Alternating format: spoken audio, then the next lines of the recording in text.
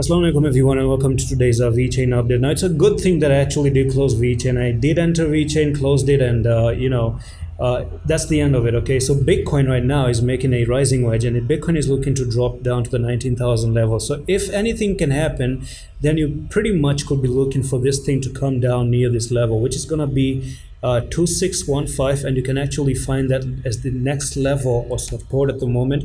But what I can say though is that Bitcoin is making a bear flag right now, and Vechain does have the very same bear flag at the moment. So what you're looking for, the next technical target is going to be this one right here. You have that bear flag right now, and you're breaking out of the bear flag, and you're looking for the next technical target to go from there to there and come down here, and you're looking to drop down to 2998. At least for now, this is what the next technical target. I do believe that it might even end up going down to the 26 level as the next price estimation. And that's pretty much it for today's update on Vechain. I'm going to see you in the next one. Allah Hafiz.